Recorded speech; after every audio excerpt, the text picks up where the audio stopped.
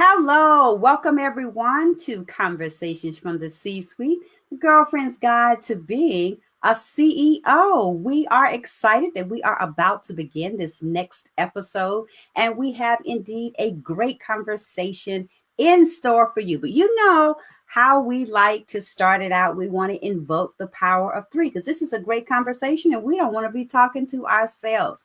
So make sure that you invite at least three people and share it out to at least three groups because we are going to be talking about the importance of self-love, and it is a message, it is a conversation that everybody needs to hear. So I'm going to take a few moments to share it out myself, and then we will get started with this episode's awesome conversation. So see you in a few. And by the way, don't forget, make sure you have your favorite beverage. I've got red wine tonight, so I'm being all fancy with my red wine. So anyway, we will be back in a little bit to begin tonight's episode.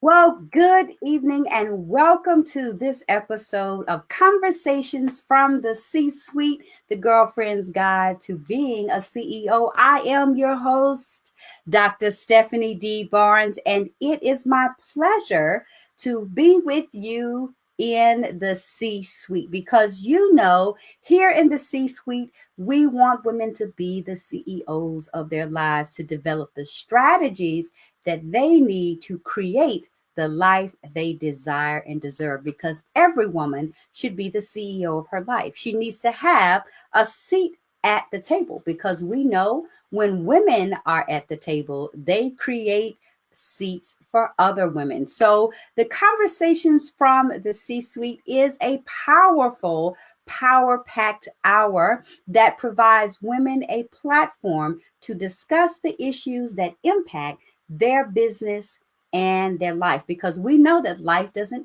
end when we leave the office. We want you to elevate your mindset so that you will be compelled to take action, because CEOs don't just wait on great things to happen, they make great things happen. And the C suite is where in any company all of the decisions are made. And we want you to be in the C suite of your life, because whether you are the CEO of a company or you report to the CEO in a company, you are always the CEO of you. Now, what does a CEO do? We already talked about a CEO makes things happen. That's why the middle word is executive, execute, get things done. So while you're here in the C suite, we want you to feel something, learn something, but most of all, baby, you got to do something. Yes, you've got to make those CEO moves, create the circle of influence, elevate and empower yourself so that you can take yourself to the next level. And most of all, operationalize what you learn so that you can optimize your outcome. So I hope that you are ready for a great conversation because, regardless of where you are on your journey, you may be a CEO on the rise. You're just getting started with this CEO move business. You may be a CEO on the move. You've been making CEO moves for a while, but you're ready to take it to the next level. And then you may be the CEO. But here's the thing that you have to remember: regardless of how high you make it in your C suite, a CEO can always take it to the next level because, in order to be number one, you've got to make sure that number two doesn't catch up with you, right? So I hope that you are ready to have a great conversation here in the C suite. We are so excited to continue our series on relationships.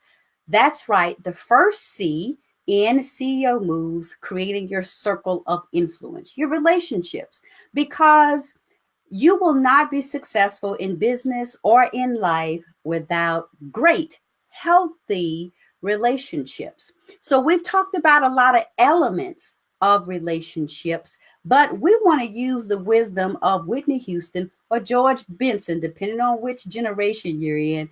The lesson that the greatest love of all is learning to love yourself.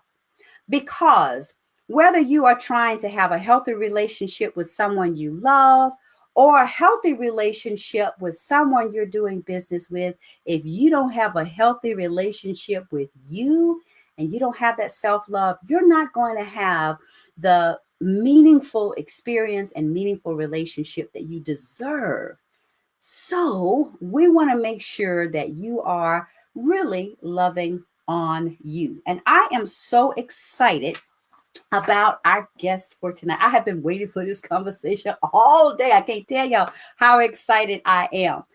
I met Katrina McGhee, the awesome CEO that is about to join us, about 2 years ago, literally. We met in Atlanta while we were appearing together on a panel. And she gave me a copy of her book, Loving on You, which we're going to, Loving on Me, because we want you to love on you, but the book's called Loving on Me. But she gave me a copy of this book 2 years ago. And you know how life is. Sometimes you get something, and I had every intention to read the book then, but life happened. I moved, and the book got put in a stack of books that I have. Like I have about 20 or 30 books, literally, that I have had for like 2 or 3 years, and I need to get through. I try to read every day. Most days I read every day. And I have committed that I will not buy a new book until I read through that 20 or 30 stack that's in my bedroom. Well, I was picking out the book that I needed to read for this week as I just finished up one yesterday. And lo and behold, here was this book. And I'm like, oh my goodness. First of all, I need to read the book so that we can talk about it. But most of all, this was the book I needed to read today. So I'm so excited that we're going to talk about this and excited to bring to the C-suite none other than Katrina McGhee. So I'm going to just tell you a little bit about this powerhouse CEO that's about to join us. She has worked for over 2 decades, and she's still young though, but she's seasoned, to be a champion for women. She served at the executive level for two of the world's largest nonprofit organizations, the American Heart Association, which I think is appropriate. By the way, y'all got my love t-shirt on. She worked for the American Heart Association and the Susan G. Komen for the Cure.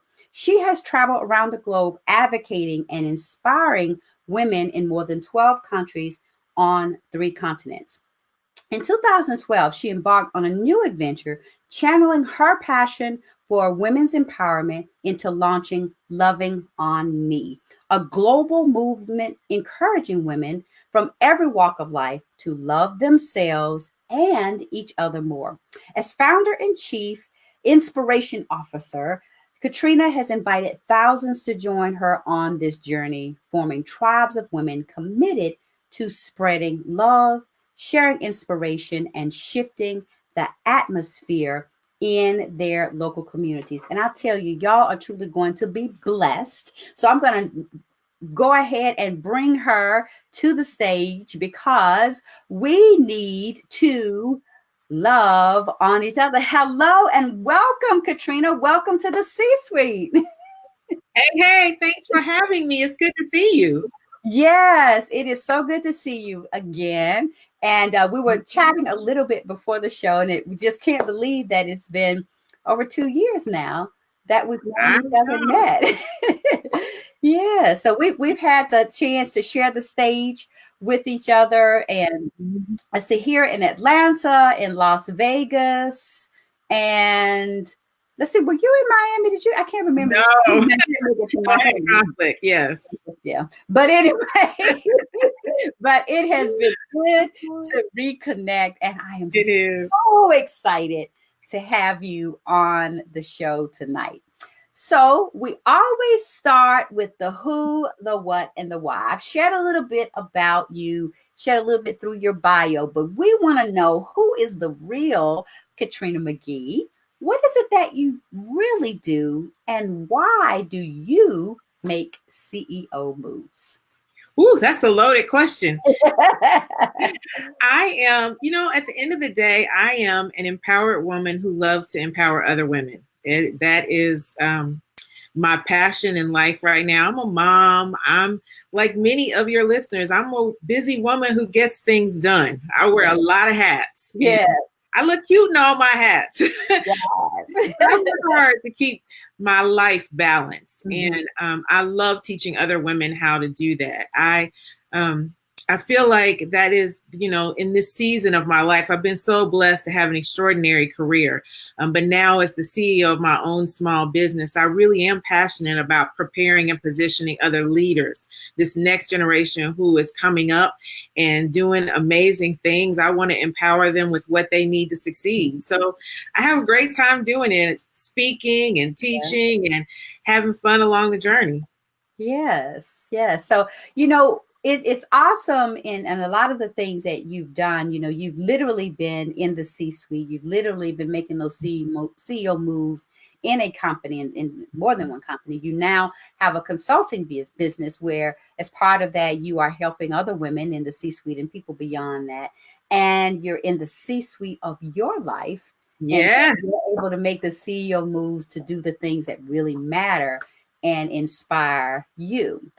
And of Mm-hmm. course, we've talked off and on, over the past 2 years, and I've gotten a Mm-hmm. chance to know you. But I tell you, after reading the book, I was like, wow, I really got a chance to know about some things that we hadn't, just hadn't come up in conversation. Yeah. And I recognize a lot of similarities in our past in terms of things that Mm-hmm. we've done, but just also some really great pivotal points where as I like to say, CEOs are always faced with decision points, Mm-hmm. where they have to make a decision to do X or Y, X, Y, or Z or whatever. But that's basically one of the major responsibilities and powers of a CEO, is to make those decisions. And, in the book, you Absolutely. talk about a crisis, that your company that you were working for then was facing, and how that was physically impacting you to the point you were having anxiety attacks. Yeah. And I was like, this is so typical of powerful CEOs. The physician said to you, you need to take time off, and your first concern was, well, I've got to take care of these other people, and I can't. Yeah. And that's something that a lot of us do, in that we put others before us, and Mm-hmm. we take a little bit away from what we truly need. So, I know you share in the book, of course, your experiences in doing it and finally making that decision. But, just help ourselves in being better stewards and learning to love ourselves. And when we're faced with those crises, when we're faced with the different decisions, to choose us. Yes. Yeah, you have to choose yourself first. I mean, the interesting thing about what I was facing in the book is that it was external circumstances that Mhm. were causing me to have internal issues. You know, I Mm-hmm. literally thought I was having a heart attack and a stroke at the same time, Yeah. not because of what was happening, but because I was trying to control everybody while it happened. And Yeah. that's what I find with so many powerful women is that we, when faced with challenges, we want to fix everything because we are smart and we are strong and we can do it. And not being able to fix it becomes the fundamental flaw that just Mm-hmm. kind of implodes in us. And so, you know, what I had to learn is that the only person I can truly control is me. Oh I God. can certainly shift the atmosphere and Mm-hmm. put processes in place to try to make things run smoothly and lead people. But this notion that you can control other people, how they will react, the things that they will say, is just ridiculous. I mean, we Right. intuitively know it, but when we're faced Yeah. with something, we don't act like we know it. And Right. that's why I'm passionate now about women being in the driver's seat of their life. You know, my whole my whole platform is about empowered living because Mm-hmm. I have experienced the other side where when you're Yeah. trying to control everything else, you lose control of the one thing you can control, which is you. Yes, yes. And, I was sharing today, or sharing with you earlier before the broadcast began, how I literally read your entire book today. I mean, it was just by providence again that today was the day I actually had the time. It Mhm. worked out. And I said, well, I'm going to read a little bit so I can, have enough to know about, for the interview. But I was like, I can't put this down. I need to finish it. And I still have to write the love letter. I couldn't bring myself to do that earlier. And, but Why? I don't know, but I'm going to do it. And it's interesting, that's something, it's so funny. I'm a coach. I've been doing this for 8 years now. And one of the things that I started out when I used to teach, when I started out teaching this leadership course years ago, that put me on this journey was getting people to write love letters to themselves. Mm-hmm. And it's something I teach. It's something, you shared in the book, Mm-hmm. but I've not done it for myself in so long. And I was like, wow, I really need to do that. Wow. So, but, in reading throughout the book, there were so many powerful nuggets that I felt were so integral to this notion of self-love, taking care of ourselves, learning to love ourselves, and what that truly means for us as it relates to empowering us to make those critical decisions for ourselves. And, I love how, you were talking about control, and this just hit me all in the chest, where you said, just because you feel needed doesn't mean that they really need you. And I Mm-hmm. was like, ooh, because like you said, we get this impression or this belief that people need us, and if we don't do it, it's just not going to get done. And that works to our detriment. So, Yeah. share with us just kind of, how that revelation came to you. So I was like, it just punched me all in my chest. You know, it is painful, but it is the truth. And there are so many of us that are in codependent relationships and we Mhm. don't even realize it. You Right. know, because we want to control everything, we want to help take care of you. And at first Mhm. people appreciate that, but then it actually hampers them from Yeah. understanding what they can contribute, what they can do on their own. So Mhm. eventually the person you're trying to help resents you. And then Mhm. you get mad because they don't appreciate it and they Yeah. resent it. And so it's Right. this circular thing where you feel like if you don't do it, nobody else will show up. And Yeah. they have now become accustomed to you doing it, but they're mad about you doing it. And it's Right. just a toxic relationship for everybody. And it's Right. only when you step back and Yeah. you allow people to have often the same experience that helps shape you to have it for themselves. Because Yeah. most of us realize the strength we have comes from our struggles. And so Mhm. we struggled up, but then we want to protect other people from experiencing the same thing, Yeah. forgetting that that's who made us who we are. And Right. so, sometimes we just have to take ourselves out of the equation. Because Yeah. what I have figured out is when you step back, people 9 times out of 10 figure it out. Yeah, they step up because Yeah.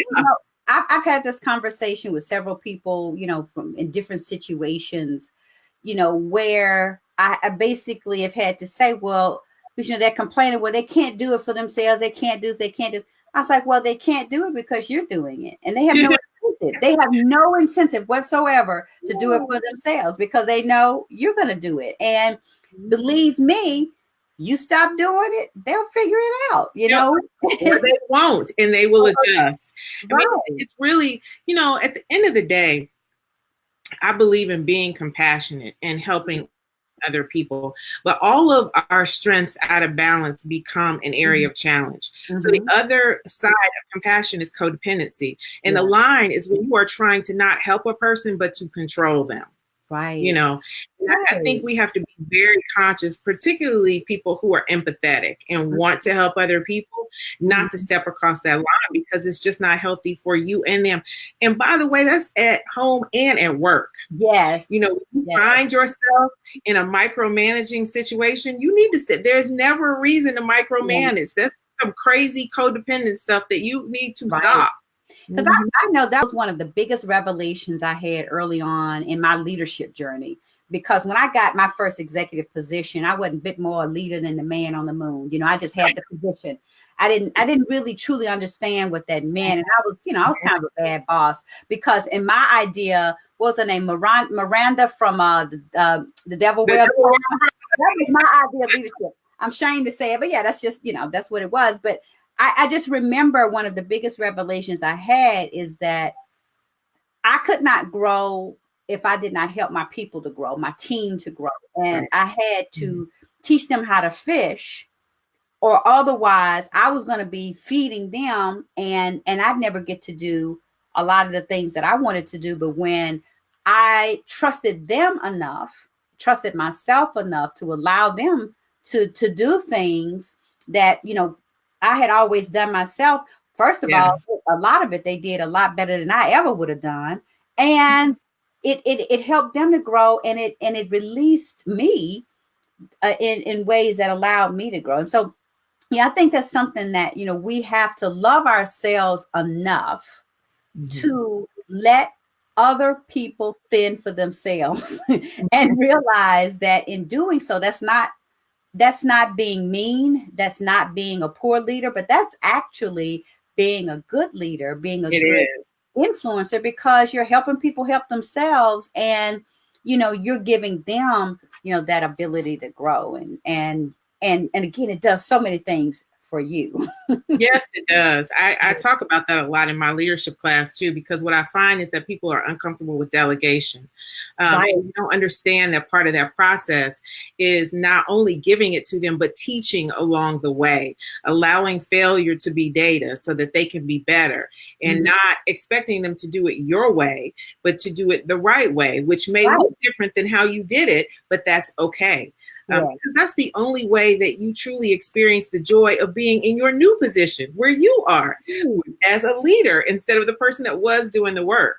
Right. So, I mean, it's so important, again, to recognize that, it ain't about you, number one. And, you're really not all you think you are. And I don't say that in a pejorative manner, but what I mean is the world is not going to stop because you don't do it. And in fact, the world will evolve even better when you stop doing a lot of the crazy things that you are. And, one of the things, again, there were so many points in your book that just struck you. You just were all in my business. Did you feel it all in here? I was like, oh my gosh, So, you talked about, once you finally let go, you decided you were going to transition from being in leadership at that company, and you made that transition, but then you kind of held on to it a little bit, and you went back and you talked about, I think when y'all went to, was it South Africa? It was Ghana. Sorry. Yeah. Went to Ghana for a breast cancer walk. And, you described that you felt like an interloper in your past. And I was like, oh my gosh, that is such a powerful expression of how, when you're making that transition. And like I said, it struck a chord in me, because I had dinner with some friends, I don't know, about 2 or 3 months ago now. And these were friends from when I first started my law career. I mean, we've known each other now for over 20 years. And, that's an old part of my life. I've got all these different buckets of this old parts of my life. And I said, I don't feel like I really belong anywhere, because I no longer fit in my past. but I hadn't really quite found my complete groove for where I'm at. And like when you describe it, this feeling of being an interloper, Mm-hmm. I was like, I think a lot of us, Mm-hmm. when we are bridging from one experience to our next, I think we hold ourselves back a lot because it's kind of like we got one hand Yeah. where we were and what was comfortable, what we knew, and one foot, going forward to where we are. So, how do we get over this feeling of kind of being an interloper in our own lives? Yeah, it's really tough, particularly when you're in transition because you're not in a particular place yet. Mm-hmm. You haven't created a new comfort zone. And that's what it's really about. You've Mm-hmm. left the old comfort zone where everything you understood it, you had a place, Yeah. you had significance, you had value. And Mm-hmm. so this notion of free falling, trying to figure it out and let life unfold in front of you instead of trying to force things forward, it Mm-hmm. means that you have to rest on the unknown. And truly, that was the position I was in. And in some cases, I still kind of feel like that at times because when you're an entrepreneur, things, it is definitely a faith walk. And so things are continuing to evolve over time.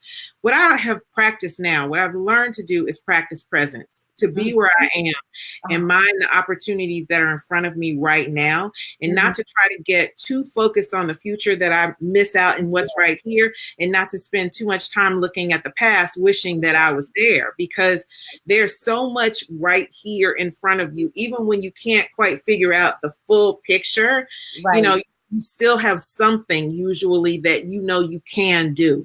So I always ask myself, what can I do right now? What's my can do? Like, I know what I see in the future, but what can I do today with what I have? And that kind of releases me from the angst of trying to figure out like the next 20 steps. Because Right. I just don't. We have to remember in particular, when you go from having a CEO and working inside of a company where they establish your priorities to be the CEO of your own company, that's a whole different ball game, because you have to sit. I have learned the hardest person to manage is myself. Like, I have some form of, ADD or something that keeps me from bringing all my brain cells to one place. Right. But I have learned to manage me and to set priorities for the day so that I can continue to move forward, or I intentionally sit still and listen for what's next. Yes, and that's a perfect segue into the next thought that again was just so poignant in reading, and that is, you have to embrace the stillness and surrender to the process. And you talked about this in the context of being productive, and you mentioned a time, where I think you and your cousin would listen together. She would always ask you, well, were you productive today? And kind of with the tone of, girl, you ain't done nothing today. You're in the same spot. You got the same pair of pajamas you had when I left.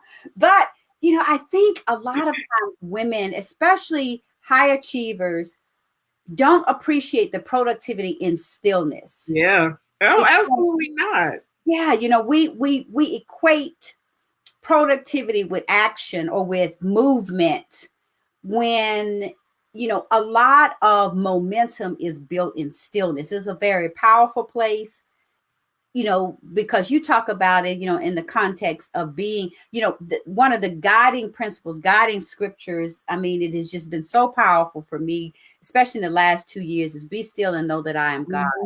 And I remember the first time I was at a conference here in Atlanta. It's probably about 2 years ago, or maybe 3. But I was here at a conference in Atlanta, and there was a gentleman speaking, and he was just talking about how meditation was biblical. And I'm like, meditation is biblical?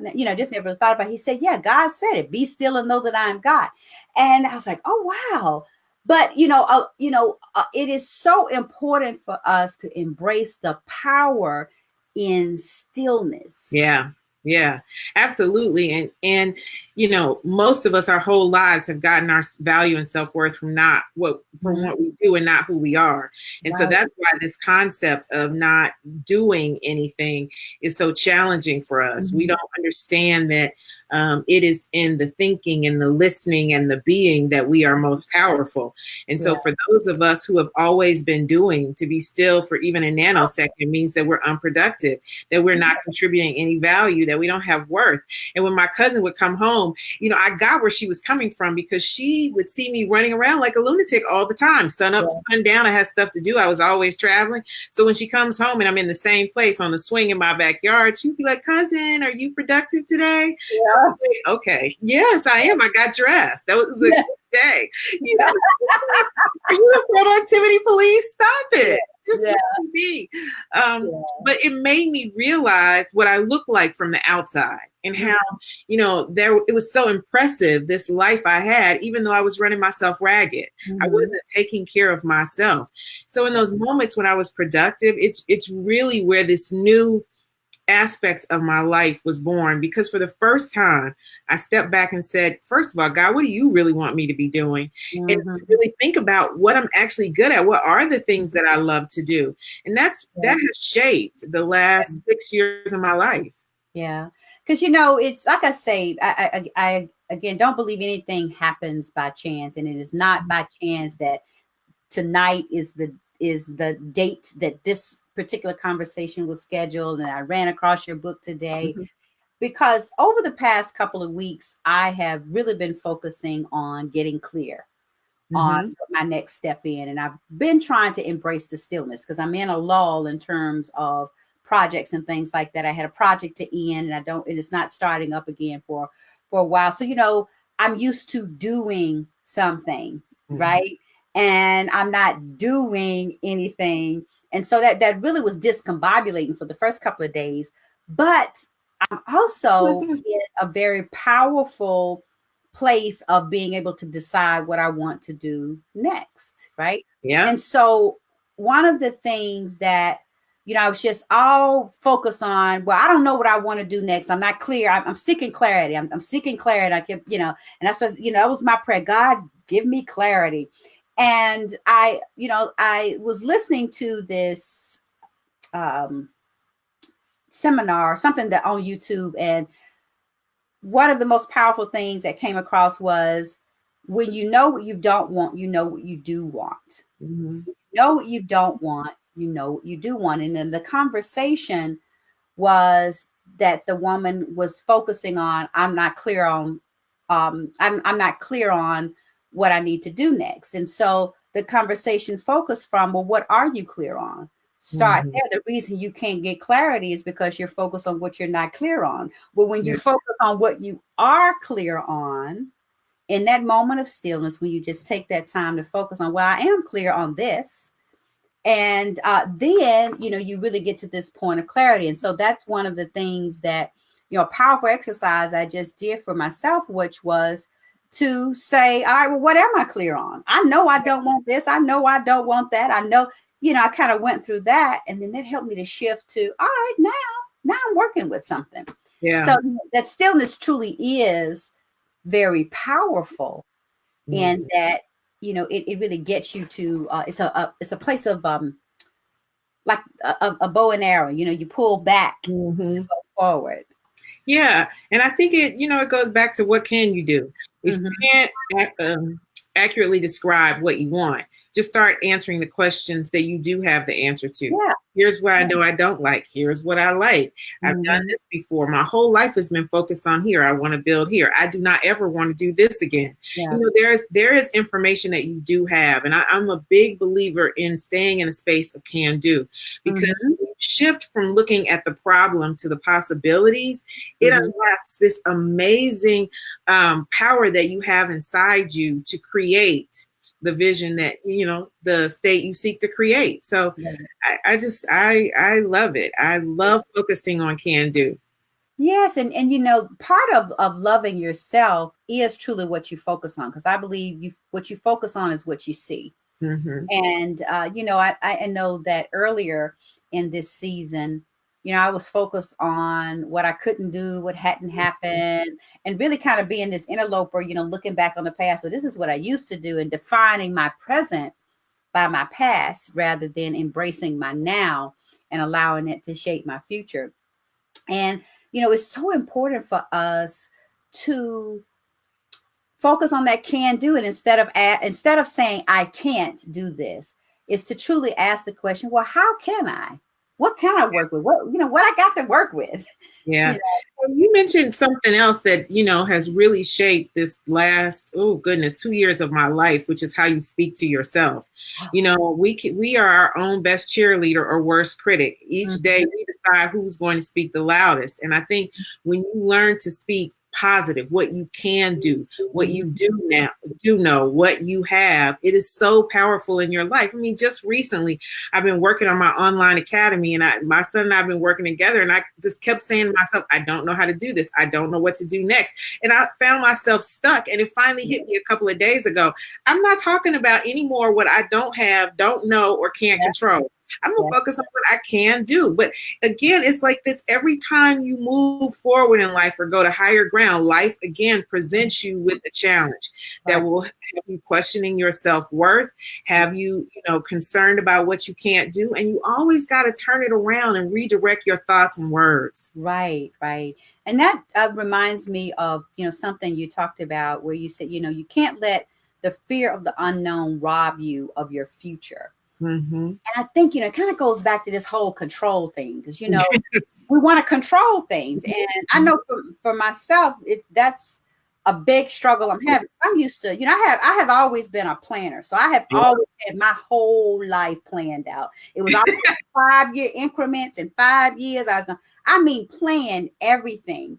And to say that the last 2 years of my life have not gone as planned is quite an understatement.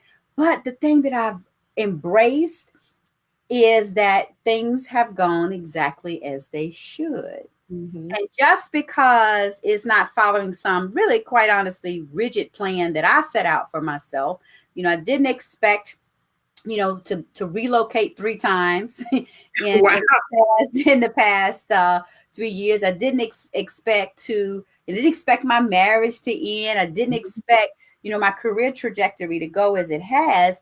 But,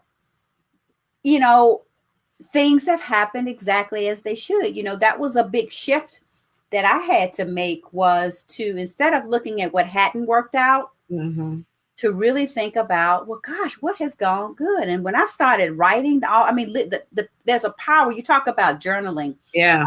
As an important part of this process. And I tell you, when you put things in writing, oh my gosh, it is so powerful. It's like it makes them real.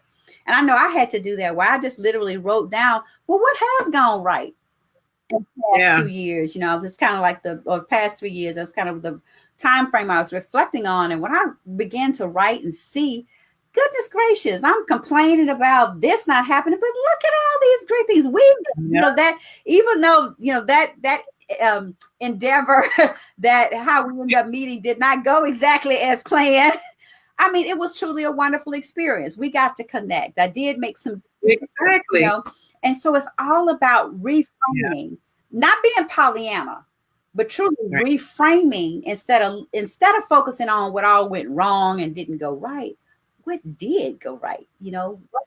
What have you learned, and what positive, can you focus on? Yeah, I totally believe that.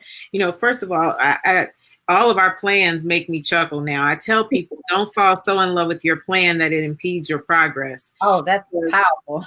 We only have a vision that goes so far, like in this minute, because I have no idea what's going to happen in the next 5 minutes. And so, we have to live life with a spirit of flexibility and abundance, and knowing that we plan, but then we adjust based on the circumstances that come our way.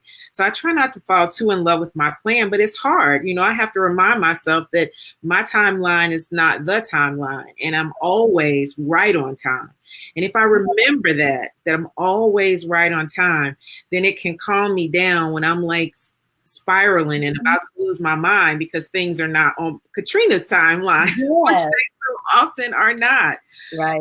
Yeah, it is. That's why I always tell people, you have to be able to speak to yourself, encourage yourself, because when you learn some of the principles that I put in the book, you can figure out when you're being triggered and then de-escalate yourself. Right. Because, I want to just back up for just a second and talking about time, and then get back to the importance of knowing yourself to know when you're getting ready to take yourself, just way down the wrong road. But I know when I was working on my dissertation, again, I had a timeline and when I was supposed to be finished, and the dissertation approval process was just dragging on. Some of it external and some of it was just because of the process. Yeah. And I never will forget the day that my dissertation chair said to me, if we had been sitting across from each other, I think I would have wanted to like pimp slap him or something. But it was so wise. It was so wise. But he just said, well, Stephanie, it takes the time it takes. Yeah. I know you just want to choke the life out of somebody, right? Yeah, that's easy for you to say, but I was just all offended and disgusted when he told me. But the thing the wisdom that just resonated in my life, and I say it to myself, I say it to others over and over again, is life takes the time it takes, and we can't get so married to our timelines that we don't allow things to progress as they should, and as they are going to. And it's so important to not rob ourselves of joy, because we're on some truly artificial timeline that at the end of the day is insignificant, and just being open to the possibilities and open to life. And then kind of getting back to that point that you just made about knowing yourself, because you can't know who you don't love, right? That we think about that all the time when we look at the context of loving someone else, working with someone else. Well, you got to know who you're working with in order to know what their triggers are. But we need to do that for ourselves. Oh, yeah. How do you get that? I call it self-awareness. That there are lots of different ways you can characterize it. But what are some of the things that you've done or you've seen others do that really helps them to, be honest with themselves about what they need to be honest about? Yeah, I call it self-awareness too. I tell people self-awareness is the first step to success. Mm-hmm. And when you understand who you really are and know that you're enough, it is a powerful and liberating enlightenment. For me, I think the things that have helped me the most understand myself is, but one of them I love, and it is free online. It's called the Smalley test. Have you ever taken this? Not. Say it again. What's it again? The Smalley test. It's the Smalley personality test. Okay. And the reason I love this one, I mean, I've taken Myers-Briggs and DISC and all those kind of things. And what I find is any of them will work if you use them. But most of us take the test and then we don't really understand what the test means. But with the Smalley test, it's really designed to tell you how you are most likely to react inside of relationships.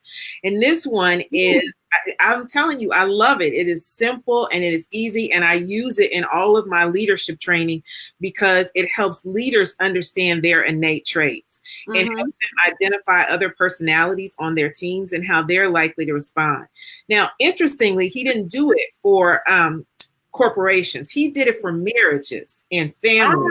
So families could understand the personalities that are in the home, but it works wonderfully well. Like, I'm a lion, and I tell people, I don't want to know how the clock works. I want to know what time it is. And I try to tell them, come to me with an executive summary, because the details, like beavers love details. That don't work for me. I usually don't have the time for you to go through every single detail. Summarize, give me the salient points, and we'll come to a decision. But I have to know that about myself so that when I'm working with other personality types, I can exercise patience. And if you don't know that about yourself, if you don't know how you're likely to respond, you make a lot of simple mistakes. Yeah. You hurt a lot of feelings, and you don't get the highest and best out of other people. Right. Because I remember I was in a leadership program. Across the country, they have regional leadership programs. And I did this maybe a year or so after I started in this community, and had been an executive at that point, probably for about 2 years. Yeah, about 2 years. And I took the DISC test, personality test. And I tell you that saved my career. I mean, it was so enlightening to me because I'd never done a personality anything. And I remember there was one coworker that got on my last nerve. I mean, we were like all in water. Everybody else loved him. I couldn't stand him. But I my personality is a D, the dominant, and he was which one is it? The I, which one is the real social in that? Is it the I? I can't remember it. But I'm very get her done. I'm an implementer. We're gonna get it done. We're gonna work through. I don't want to talk to you. We can talk later, but right now we need to get it done, right? Yeah. But he was a social guy. He wanted to talk. He wanted to have a conversation. Like, just send me the memo, dude. You know. But that was enlightening to know myself, so that I could be a better team member. Because if I could not appreciate in my team members their strengths and weaknesses and just how they work, we weren't going to have good relationships. And it helped me. And that was a business setting that helped me in my personal life, also just kind of thinking about, the different people that I dealt with on a day-to-day basis, what kind of what makes them tick, and then how do I get in sync or realize where we ain't gonna ever get in sync and move on from that. But it's important to do that, to know yourself, because you can't love who you don't know, and you can't nurture where you don't understand, what you need. Yeah. And you certainly can't accept it and offer that same grace to other people. And I think that's, the big thing for me is knowing who I really am and accepting it. I tell people authenticity is knowing who you really are and accepting it and showing up that way every day. But if you don't really understand who you are, that we have strengths and areas of challenge, that both are okay. And that can still succeed regardless of what are your strengths and areas of challenge, as long as you're in the driver's seat.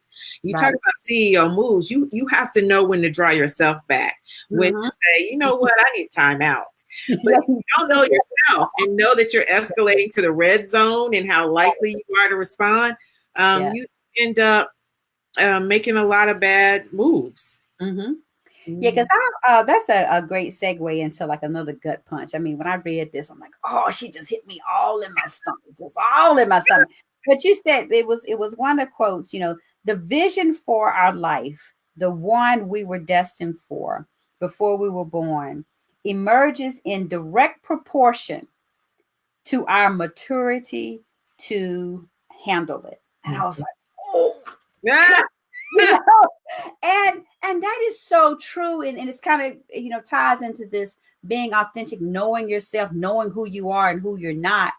And, a lot of times we have to be very honest with ourselves. And I just, put myself out there. I have to be very honest with myself that, well, the reason that you hadn't gotten it is probably because you trifling in this area. You really, are you really, you being trifling with what you got right now? How you going to ask for this great thing that you want? And it's so important for us, again, to be honest with ourselves and recognizing our deficiencies and not beating ourselves up about it, but truly see them as opportunities to make ourselves better.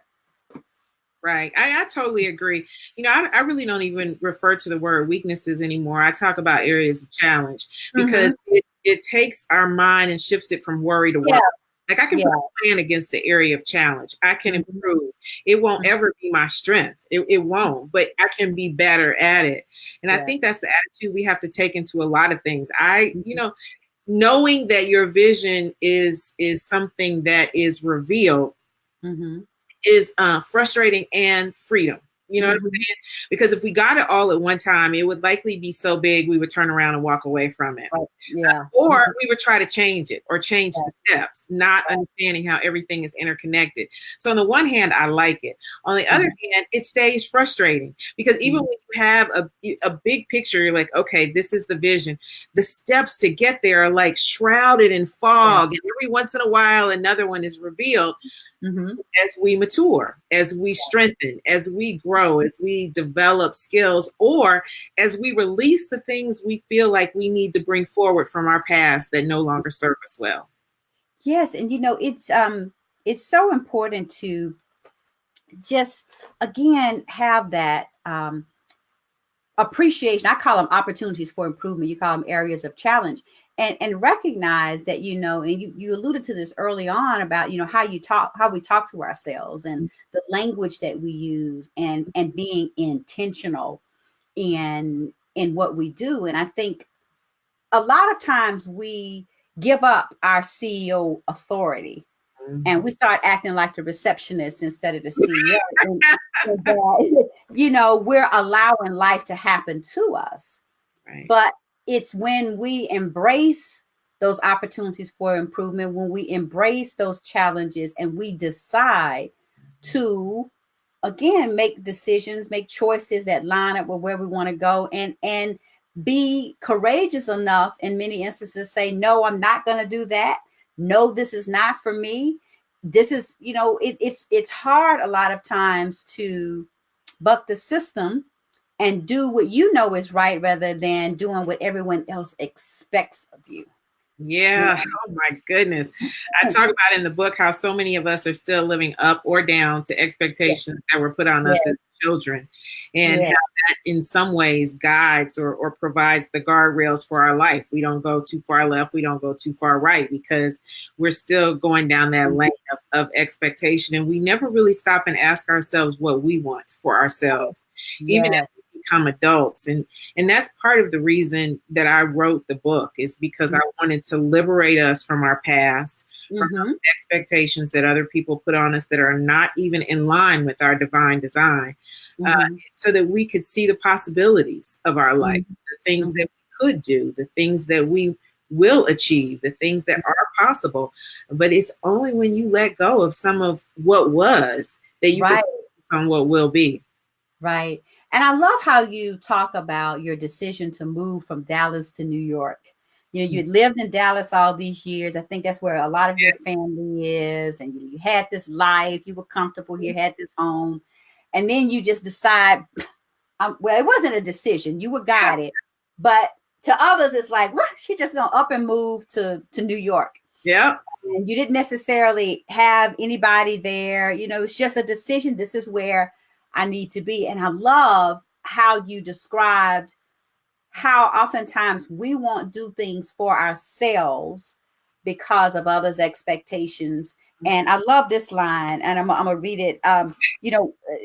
This was just like gut punch number like 55. Like, we will follow a man around the world, but will not move around the corner for ourselves. And I was like, oh my God, and because, people were questioning you, like, you going to New York? Why? Do you have a boyfriend there? You got to be going for a man. No woman in her right mind would just go up and move with that, But, a lot of times we will make big decisions for other people, but we won't make those big decisions for ourselves. Yeah, it's the craziest thing. I meet people all the time that say, I wish I could do this. And I'm like, you can go do it. And they're like, no, I can't do it. I'm like, why not? I don't know. It just feels weird. I'm like, you can do it. Conscious choices will change our lives. When we are fully present in our lives and we understand our strengths, skills, our honest desires and what we're willing to do, we can find our space for greatness. But so many of us are afraid to pursue our greatness, to listen to the whispers of the spirit, and to move, to act. But nothing happens in life without action. I mean, eventually, when you hear, when you're still, because to be still is actually an action. Like it feels like nothing, but to decide to be still is an action. And so all the time you're making these choices, and unfortunately, we are more motivated to act for other people than we are for ourselves. Yeah. And as a result, so many of us are stuck in these spaces that are too small for our spirit. Yes. And, and I thought about, just this whole concept of, because you talked about, how leaps of faith can often have a hard landing. And kind of my takeaway from that discussion is, leaps of faith can have a hard landing, but you need to jump anyway. Yeah. I remember making the decision, after my divorce was final, because we moved from a community that, we had been for 11 years. I was very entrenched, very established. All my friends were there, loved the place, a new place for his job. And it was a place I didn't want to go.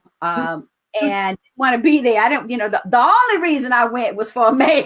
Other father would not have gone there.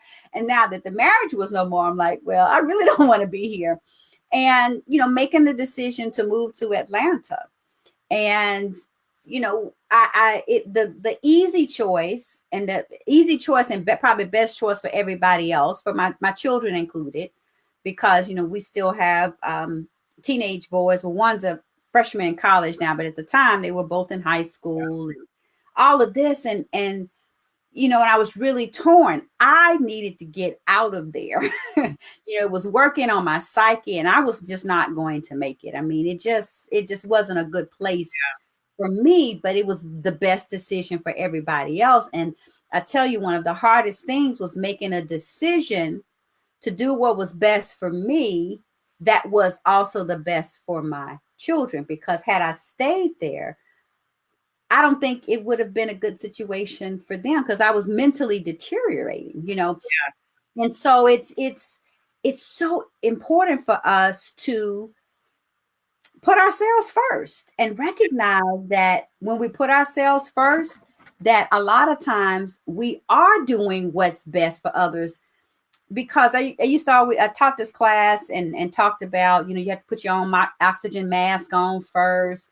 And one of the things I would say is that you are no good to anybody dead. I mean, they may get your life insurance policy, but, you can't serve the people you want to serve if you are stressed out, crazy, dead, or whatever. Right. And so loving yourself is putting yourself first and recognizing that that's not selfish. That is smart. Yes, that's right. It's necessary self-care. You know what's funny, Stephanie? I love the oxygen mask analogy, but it finally hit me a few weeks ago.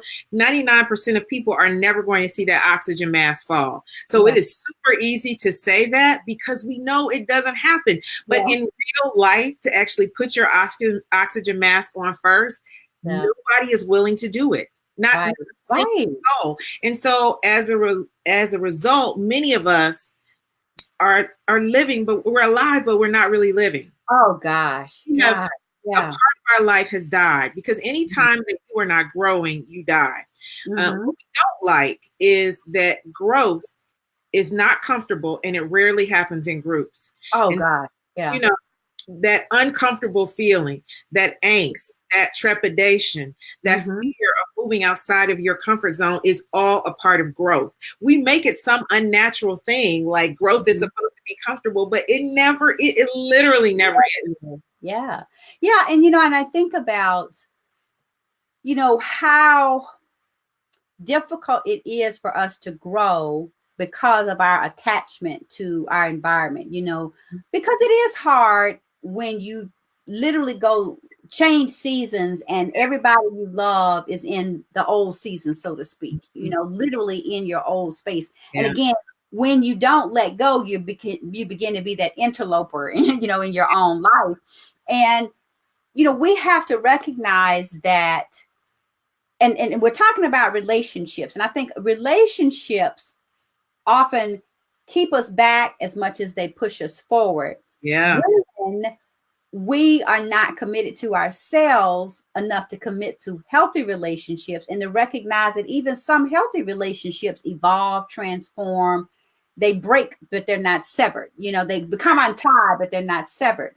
And I mean, what I mean by that is just as you grow, your circle grows. It often contracts, actually, but you can't expect to have your next level life with people who are not at the next level with you. And that's not a derogatory statement. It's not looking at anybody pejoratively, but just recognizing that you outgrow people in circles, just like you outgrow clothes and shoes and situations. And people outgrow you too. I mean, it's a natural part of life. My last newsletter last week said, whatever the weather, it's your season. And, and I talk about that, I think, because we really like summertime. We want it to be summer 365 days a year, because that's when it's sunny and everything is in bloom and it's just so beautiful and we love it. And then when the fall comes and it's time to shed things and shed people and release ourselves from the things that are weighing us down, we're like, oh my God, I'm losing everything. It's dying. I'm dying. What am I doing? Because everything's falling apart and you feel like you're losing all the things that you just enjoyed. And then in winter, we get depressed because it all looks dead, because we don't realize everything is happening beneath the surface. And so, we get on this crazy cycle where we go into a panic. Winter seasons in our life depress us. And it's only when we get to spring that we start to see hope, but then we want to pull things really quickly. It's not even really ready. That first bud out, we ready to tell everybody. It's like, shh, just budding. It's not time to be in full radiance. So I think we have to look at everything in life as 4 seasons. Right. And with all 4. Right. And one of the things I love, it just came up in a random conversation a couple of years ago, and it's an anonymous quote, and it talks about the fall and winter, and it goes something to the effect of, the trees are about to show us how lovely it is to let dead things go. Oh, wow. I love that statement, because, I was sitting out on my back porch today, and it happened to be a very beautiful day. It's not too cold. Sun was out, and there's still some green out, but I've got dead stuff around, and, but it was beautiful just looking out. I have a creek that runs behind my house, and it's just beautiful to look over that and just to think about how the seasons are changing, and how, even though we're getting ready to go into a point where the trees won't have leaves on them, and it's going to be cold and dreary sometimes, that there's always spring, and then will come summer. And that's something that we have to focus on, is that in order to get to spring, you can't get to spring if you don't go through winter, know, and you have to embrace that and recognize that that's not a bad thing. That's just part of the process. Yeah. And each season is beautiful. I mean, there is beauty. We just had the first snow in New York, and it was so awesome. It was so pretty. But I love the spring too, when the flowers are blooming. I tell women, we have to learn to fall in love with ourselves in every season of life. And every time I see nature transition, I think about the seasons of a woman's life, and even the seasons in our career, how we matriculate through our career, and then we love the thing that we used to do. But a lot of times as we get to the middle of our careers, or the second season of our life, we don't enjoy it as much as we did when we were 25, 30, 35. We miss what we were doing then, instead of embracing where we are right now. Right. Well, of course, as always, this conversation has been great. We're getting to the end of the hour, and I knew this would be a powerful conversation. I knew we would have so much to talk about. And I just wanted to end, because I know that I want to, remind everybody to get this book, but I know you have a new book that's coming out. So I do want you to share that. But I just want to just kind of end with this one quote from your book, and it's so beautiful as it relates to loving yourself, anything you're doing. That true courage is not the absence of fear; it is the will to do it in the midst of your doubt.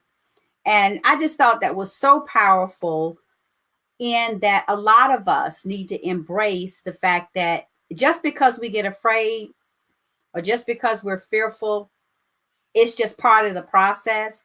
But most of us who are achieving great things, most of the people who are achieving, have achieved great things, have done so afraid.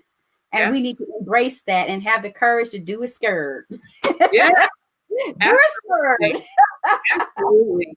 I mean, everybody, I think that you respect and admire in life has challenges. They have, personal fears. They have times they doubt their own abilities, but they continue to move forward anyway.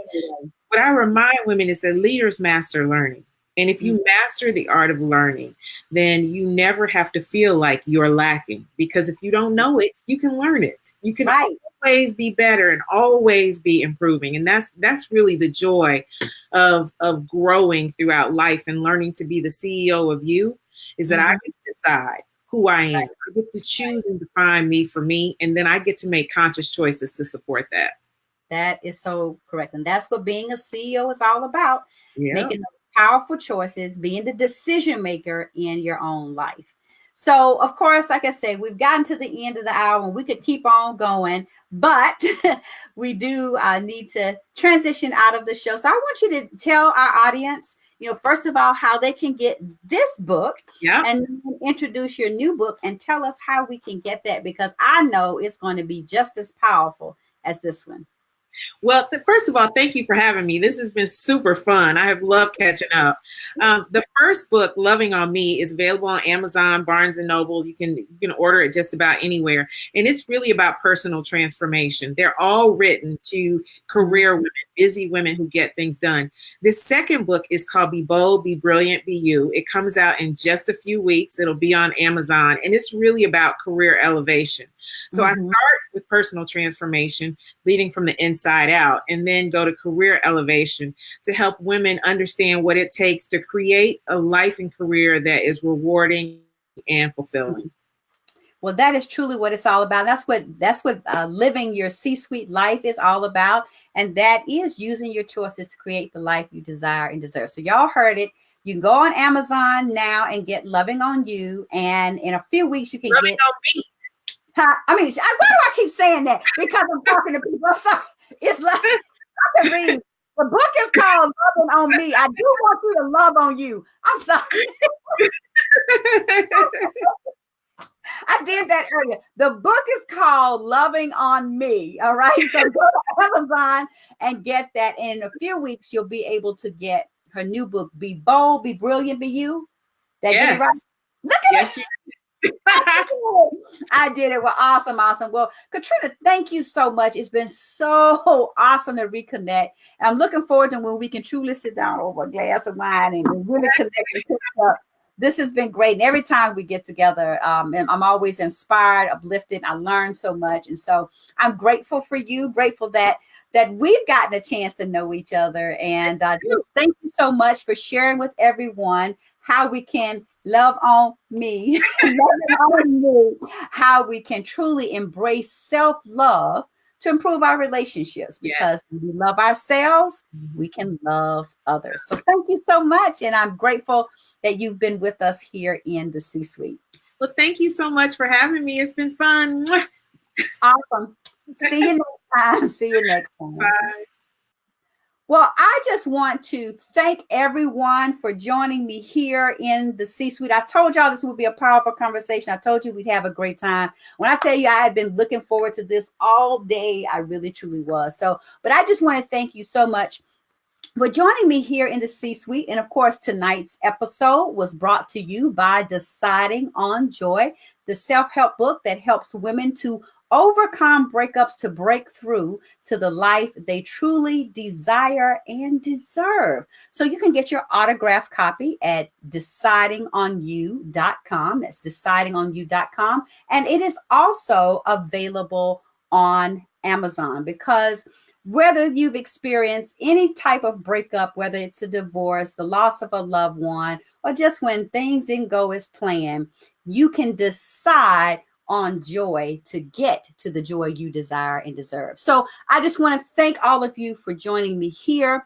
in Conversations from the C-Suite. It is my pleasure to be your host, and I look forward to connecting with you next time. So it's all about your CEO moves. We want you to feel something, learn something, but most of all, we want you to do something. So make sure that you truly make those CEO moves, that you create your circles of influence, improve your relationships, educate and empower yourself for elevation, and operationalize what you learn so that you can operationalize your outcome. Because whether you report to a CEO or you are the CEO of your business, you are always the CEO of you. So make sure that you are always committed to making those CEO moves. So remember, the power is not in the conversation, but in the CEO moves that you make. So don't just talk about it, be about it, but don't wait. Remember, wait broke the scale. So I am your host, Dr. Stephanie D. Barnes. It has been my pleasure to have you here in the C-Suite. where it is the girlfriend's guide to being a CEO. We want you to tune in for the next episode. And remember, you can go to csweetwomen.tv. That's csweetwomen.tv to catch previous episodes so that you can catch up on or re-listen to other previous episodes and really have the conversation to continue. So until next time, remember your life is the product of your choices. Choose to be the CEO of you. I'll see you next time in the C-Suite.